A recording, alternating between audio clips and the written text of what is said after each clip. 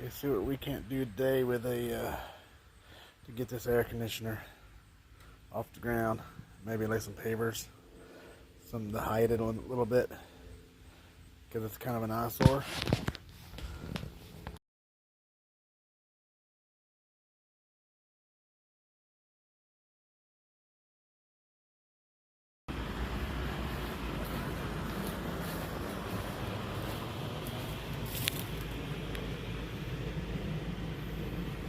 At least she's off the ground now.